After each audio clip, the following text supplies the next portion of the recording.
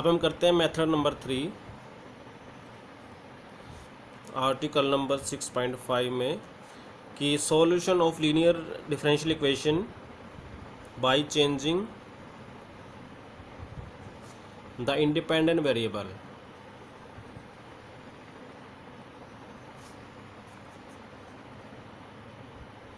तो हम इसमें डी इंडिपेंडेंट वेरिएबल लेते हैं एक्स को। तो देखिए इक्वेशन क्या है, the equation is D two Y by D x square plus में P D Y by D x और प्लस में Q Y equal to R. तो आपको दिखाई दे रहा है इसमें इंडिपेंडेंट वेरिएबल एक्स है, तो हम एक्स को ट्रांसफॉर्म करेंगे किसी दूसरे वेरिएबल में। तो let the independent variable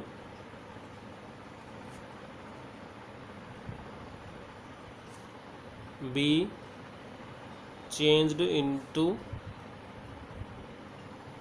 z by the transformation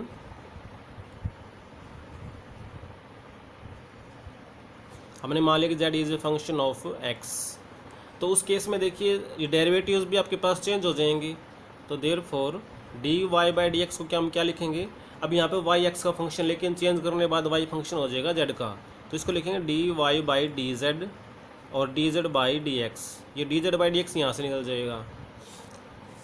double derivative करें तो d two Y by D x square. तो हम क्या करेंगे d by D x of d Y by d z into में d z by D x. तो जैसे first function as it is इसका डेरिवेटिव करेंगे विद रिस्पेक्ट टू एक्स, तो ये हो जाएगा d two z by D x square plus में आएगा इसका डेरिवेटिव जो कि करेंगे हम विद रिस्पेक्ट टू, पहले तो जेड में करेंगे तो ये लिखेंगे और जेड का फिर करेंगे एक्स में और एक ये एज इट इज़। ये सब आपके पास सेम है तो इसका स्क्वायर हो जाएगा। तो देखिए दोनों डेरिवेटिव भी आ गए, तो वैल्यूज पुट करके देखते हैं वन में।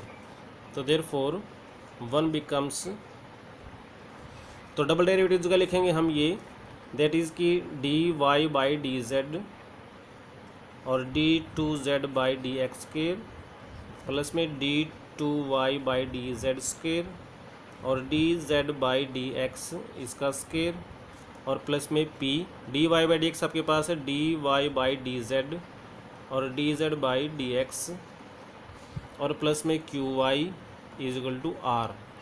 अब इसमें देखिए जो इंडिपेंडेंट वेरिएबल है आपके पास जेड है, तो d two Y by d z square आपके पास फर्स्ट टर्म आएगी, तो that is d z by D x आपके पास ये इसका स्क्वायर है, ये कोफिशिएंट आ जाएगा इसका d two Y by d z square. इसके बाद d Y by d z आपके पास यहाँ पर है और एक यहाँ पर है, ये आपके पास सेकंड टर्म बनेगी। तो जो कॉमन लेने के बाद जो बचेगा d two z by D x square और यहाँ से बचेगा प्लस में P d z by D x.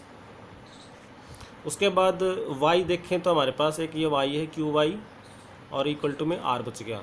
अब देखिए सर कोफिशिएंट है इसे हम डिवाइड कर देते हैं, तो that is d two Y by d z square और प्लस में d two z by D x square plus p d z by D x और बाई में है d z by D x का स्क्वायर और plus में है q y by, यहाँ पर साथ में d Y by d z भी था और ऐसे यहाँ पर क्यू बाई में आया d z by D x का स्क्वायर और ये y is equal to r by d z by D x का स्क्वायर। तो गिवन इक्वेशन इसमें ट्रांसफॉर्म हो गई। कोफिशिएंट को हम मान लेते हैं सपोज ये पी डैश, ये क्यू डैश और ये आर डैश, तो that is d two Y by d z square plus में इसको मान लेते हैं p one d Y by d z, इसको मान लेते हैं क्यू वन और ये वाई इसको मान लेते हैं आर वन। तो इक्वेशन नंबर आपके पास 2 बन गई। तो वेयर पी वन आपके पास है d two z by D x square plus p d z by D x और डिवाइडेड में है d z by D x का स्क्वायर। क्यू वन हमारे पास है q by d z by D x का स्क्वायर और जो आर वन है हमारे पास वो है r by d z by D x का स्क्वायर। तो अब देखिए ये जो इक्वेशन बनी है इसको सोल्व करना तभी आसान होगा जब हम इसमें कुछ चीज़ें ऐड करें। पहला केस तो ये हो सकता है कि हम इसको जीरो मान लें, यानी कि इसको इसमें भी क्या करें, सेकंड टर्म को हम रिमूव कर दें। इसमें केस फर्स्ट लेते हैं कि लेट P1 इक्वल टू 0। तो इसका मतलब क्या बनेगा कि d2z by D x square plus में p/dz by D x equal to 0। और यहाँ से हम क्या लिख देंगे, d2z by D x square, इसको हम इसे डिवाइड कर देते हैं तो यहाँ पे डिवाइड में आ गया dz बाई डी एक्स और इक्वल बच गया आपके पास, उस साइड ले जाएंगे तो माइनस p। यहाँ से अगर हम इंटीग्रेशन करें तो देखिए इसका डेरिवेटिव ऊपर है तो आपके पास आएगा log of dz by D x, और इसका इंटीग्रल करेंगे तो माइनस इंटीग्रल p/dx। अब ये एक्सपोनेंशियल ले लेंगे तो आपके पास dz बाई डी एक्स की वैल्यू आएगी। तो this implies dz by D x equal to e raise to power minus integral p/dx। इसको फिर से इंटीग्रेट करेंगे तो हमारे पास z की वैल्यू आएगी फिर integral of e raise to power minus integral of p/dx। तो ये आपके पास z की वैल्यू आएगी। अगर ये z निकालना आसान होगा तो हम ये केस फर्स्ट अप्लाई करेंगे, अगर ये मुश्किल होगा तो हम इसको सेकंड केस में चले जाएंगे। तो देखिए पहले केस फर्स्ट को ही पूरा करते हैं। तो इस केस में अगर ये z की वैल्यू निकल जाती है तो हमारे पास वो इक्वेशन नंबर 2 क्या बन जाएगी,